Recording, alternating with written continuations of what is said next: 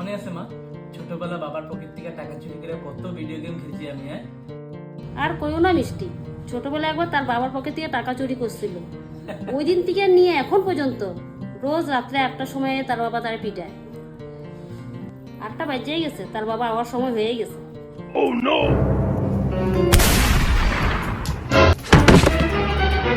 আর বলো মিষ্টি, কি খাইবা? আন্টি তোমার খুশি। আরে নিজের ঘরে ভাবো, খুললে কো কি খাইবা? কিছু একটা হইলেই হইব আন্টি।